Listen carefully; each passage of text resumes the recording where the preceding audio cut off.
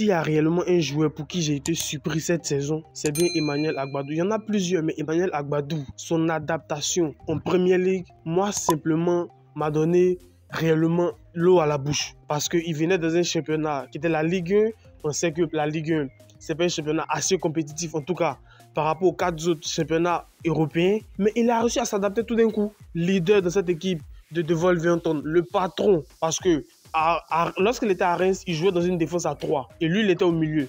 Et à Wolverhampton, ce qui est bien aussi, c'est qu'il joue dans une défense à 3, où il est au milieu également. Mais depuis qu'il est arrivé à Wolverhampton, dites-vous, Emmanuel Agbadou a participé à tous les matchs de Wolverhampton cette saison. Il est arrivé, je crois, en janvier, mais de janvier jusqu'à aujourd'hui, jusqu'à la fin de la saison, il a disputé tous les matchs de Wolverhampton. Et ça, réellement, ça fait vraiment plaisir parce qu'il est toujours en jambes, toujours dans le rythme de la compétition. C'est un joueur qui donne beaucoup de satisfaction sur le terrain. Il est impressionnant dans le jeu, il donne des passes clés et c'est un joueur dont la sélection ivoirienne en a vraiment besoin.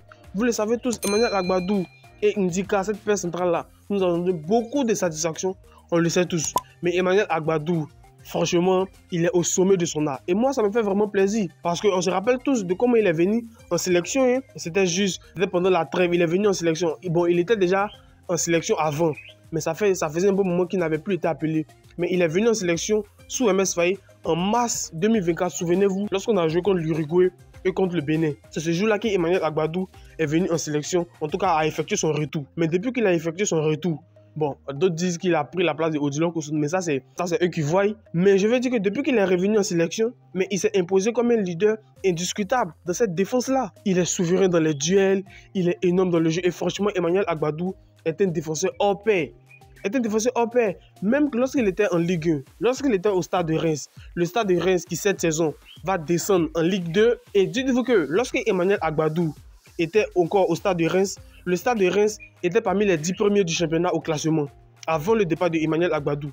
Mais depuis qu'Emmanuel Agbadou est parti, ils ont reculé au classement jusqu'à être barragistes et jusqu'à se retrouver en Ligue 2 la saison prochaine. Voyez l'importance qu'Emmanuel Agbadou occupait dans ce club-là. Franchement, ça, c'est indéniable, c'est indiscutable.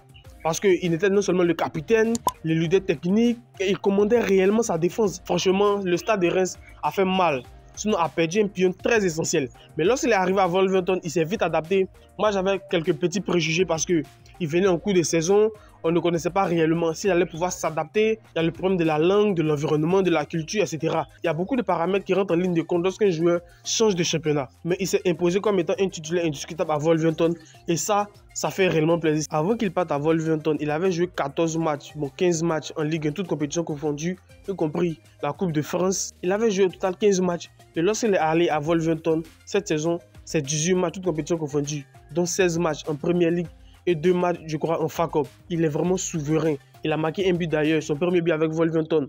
Récemment, il est en train de monter en puissance. Et actuellement, Wolverhampton a fini 16e. Donc, ils sont éloignés de la relégation en Championships. Parce que moi, c'est ce que je craignais. Je me disais qu'il ne faudrait pas que Emmanuel Agbadou arrive. Que lors de sa première saison, il se retrouve tout de suite en Championships. Franchement, je n'allais pas digérer. Bon, ils sont sortis de cette zone-là, ils sont 16e et j'espère que la saison prochaine, ils vont pouvoir titiller et aller chercher les places européennes. Parce qu'Emmanuel Agbadou, dans cet effectif-là, franchement, fait des merveilles. Et regardez ce qui est dit ici. Emmanuel Agbadou, vous voyez, 77,8% de challenge grade, c'est-à-dire c'est son niveau actuellement en Premier League. Sur une échelle de 100, il est à 77,8 et ça, c'est énorme. Cette saison, c'est 5,77% de passes qui cassent les lignes adverses. Et Emmanuel Agbadou est 9e parmi les défenseurs de Premier League dans ce domaine-là. Et ça, réellement, il monte en puissance. À peine il vient d'arriver et regardez les statistiques qu'il a.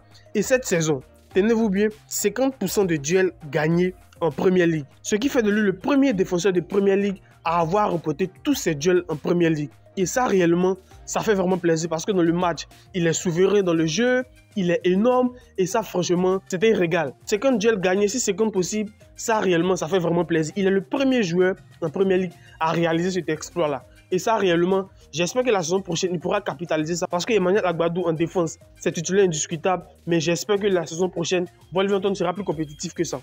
Ivan Ndika est un joueur totalement qui est monstrueux. Ça, franchement, il n'y a pas d'adjectif qualificatif pour le définir. Mais Ivan Ndika est un joueur qui est incroyable. Dites-vous qu'actuellement, en série A cette saison, c'est 38 matchs possibles. c'est 38 fois titulaire et 90 minutes. Franchement, en matière de temps de jeu, franchement, Ivan Ndika montre réellement en puissance. Il n'a pas été appelé lors de cette trêve du mois de juin parce qu'il fallait le faire reposer, parce que vous savez, il était engagé en Série A, qui était un championnat assez compétitif quand même. Et l'AS Roma, vous savez, dans les débuts, l'AS Roma faisait beaucoup de mauvais résultats. Ils étaient redescendus au classement. Et ils ont recruté un nouveau coach qui réellement a fait la merveille. Donc, Ivan Ndika rentré dans le système de ce coach-là. Il a façonné et réellement, l'AS Roma a commencé à monter. Et Ivan Ndika, dans cette équipe-là, a joué un rôle vraiment majeur. Titulaire indiscutable. En défense, c'est un joueur qui est exceptionnel. On le sait tous. Parce que même avec les éléphants, on a vu que Ivan Ndika est un joueur sur qui réellement la sélection ivoirienne peut compter. À la CAN, c'est lui qui a joué pratiquement tous les matchs. Vous vous rappelez sûrement, à la CAN, Ivan Ndika, Yaya Fofana et Ghislain Konon sont les 3 joueurs à avoir joué tous les matchs de la CAN jusqu'à la finale, etc. Mais Ivan Ndika, non seulement il est bon avec les éléphants, mais il est bon au club. Titulaire indiscutable, que ce soit en Serie A, que ce soit en Coupe d'Italie, que ce soit même en Ligue Europa où l'AS Roma a été sorti, n'est-ce pas, je crois, par Bilbao aussi, je ne m'abuse. Par Angers ou Bilbao aussi, je ne m'abuse, je ne me rappelle plus trop. Mais ils ont été sortis en Europa League. Et moi, franchement, vous savez, depuis qu'il est arrivé là-bas, c'est sa 2e fois qu'il joue l'Europa League. Et moi, ce que je visais réellement pour Ivan Ndika, c'est qu'il puisse franchir ce palier-là pour pouvoir jouer la Ligue des Champions. Cette saison, l'AS Roma est 6e au classement. Ils ont manqué de peu la place pour la Ligue des Champions parce qu'il y a un point d'écart entre eux et le 5e, la Juventus. La Juventus qui est 5e, donc qui est qualifiée pour la Champions League prochaine. Et l'AS Roma est 6e et est qualifié, n'est-ce pas, pour la Ligue Europa prochaine. Il a manqué juste un point parce que je crois l'AS Roma a 69 points si je ne m'abuse. Et n'est-ce pas, la Juventus en a 70. Donc un seul point d'écart. Et franchement, moi j'aimerais qu'il franchisse ce palier-là. Parce qu'il n'a pas été appelé pour cette finale du mois de juin. Moi je pense qu'il n'y a réellement pas du feu à la demeure. Parce qu'on voit depuis le début de la saison, il est titulaire indiscutable. Et ça réellement, ça peut le fatiguer. Ça peut le fatiguer parce que vous savez que de cette même manière qu'il est titulaire indiscutable, il y a l'usure, il y a les problèmes de blessure. Même s'il ne s'est pas beaucoup blessé durant cette saison, il ne s'est pas beaucoup blessé. Il est resté toujours titulaire indiscutable. Il a joué pratiquement tous les matchs. Il a été appelé lors des éliminatoires de la CAN. Il a été appelé, n'est-ce pas, lors de cette trêve du mois de mars. Mais franchement, Ivan Ndika est un joueur qui est exceptionnel. Ça, on le sait tous. Mais j'espère, parce qu'on parlait de potentielles rumeurs de transfert actuellement. Rien n'est encore décidé. Mais je pense que l'AS Roma va garder jalousement son joueur. Parce que l'entraîneur a besoin de lui. Il entre dans son système. Et c'est un joueur réellement qui est incroyable dans le jeu. Qui remporte des duels. Qui donne des passes. Et franchement, il a même été élu homme du match. Lorsque l'AS Roma a joué contre la Juventus, je crois, en septembre par là, en début de saison. Il était élu homme du match ce jour-là. Des prestations vraiment à encourager. Moi, je voulais le voir la saison prochaine en Ligue des Champions. Mais ça ne sera pas chose faite. Mais j'espère que l'AS Roma va aller au bout de cette compétition-là en Ligue Europa parce que cette saison, je crois qu'ils étaient sortis en quart de finale si je ne me trompe pas. Mais j'espère que la saison prochaine, il va aller jusqu'en finale comme Manchester United.